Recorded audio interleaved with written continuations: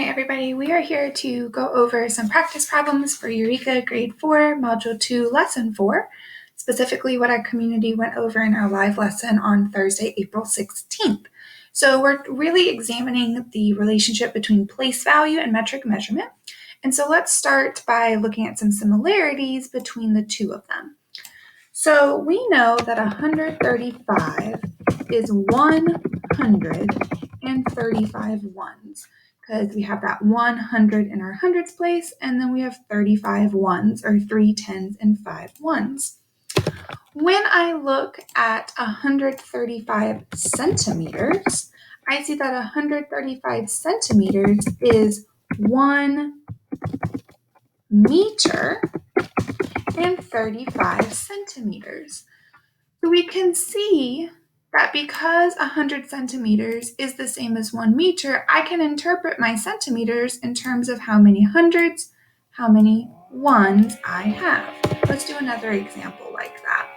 If we have 12,350, and I want to think about it in terms of thousands and ones, this is 12,350 ones. Because again, I have that 12 thousands, or 1 10,000, and 2 thousands, and then 350 ones, or 3 hundreds, 5 tens.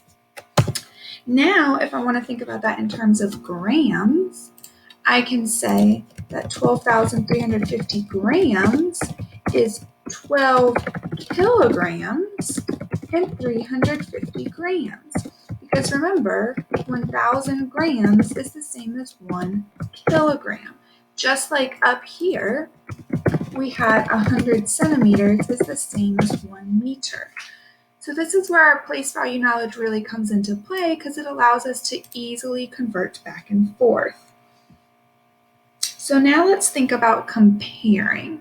So let's say that I have two values. I have 890,353 milliliters, and I also have 89 liters, 353 milliliters. All right, so let's think about how I could compare these or determine which one is greater.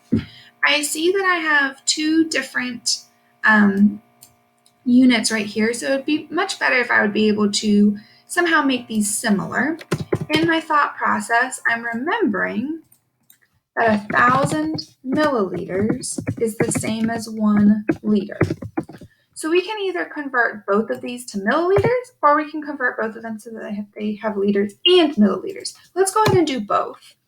So if I wanted to keep them all as milliliters, well, this one's already as milliliters, so that stays as 890,353 milliliters. And then I can convert this to milliliters as well. I know that 1 liter is 1,000 milliliters, so 89 liters would be 89,000 milliliters. And then I also still have my 353, so altogether that would be 89,353 milliliters.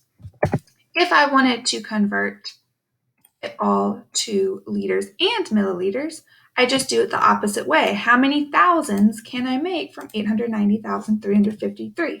I have 890,000, which means that I have 890 liters, because 1 liter is the same as a group of 1,000 milliliters, with 353 milliliters left over.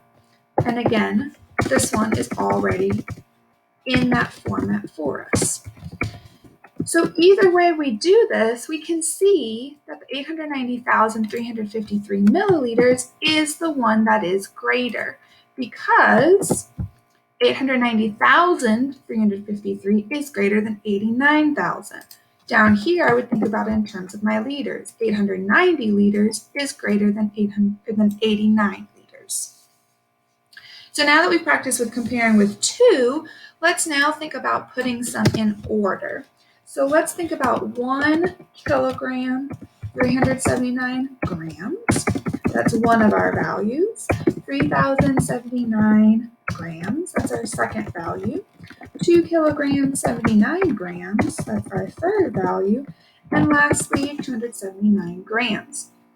So now instead of thinking about milliliters and liters, we're thinking about grams and kilograms. It's a very similar conversion. 1,000 grams is the same as 1 kilogram. All right, so I see that I have some with grams, I have some with kilograms. I'm going to go ahead and convert all of them to grams because that just is how I would like to do it. All right, so when I'm thinking about this, I have this 1 kilogram, 379 grams. I know that this 1 kilogram is the same as 1,000 grams. So 1,000 grams and 379 grams would be 1,379 grams. All right, so that's one of mine. This one's already in grams, so I don't need to do anything to it. Coming over here, now I have 2 kilograms, so 1,000 grams, 1,000 grams, 2,000 grams, 2,000 grams, and that 79 grams from before. And then lastly, again, this one is already done for us. All right, so now we can just put them in order. Since I all have my same unit, all I have to do is now put them in order, just like we would normal integers. All right, so 279 grams is the smallest. The next smallest would be 1,379 grams. And then my 2,079 grams. And then my 3,079 grams. So then if I want to go ahead and convert it back to what they were originally, my 279 grams was still 279. My 1,379 grams was written as 1 kilogram, 379 grams. My 2,079 grams was originally written as 2 kilograms, 79 grams. We're just renaming back to our original choices.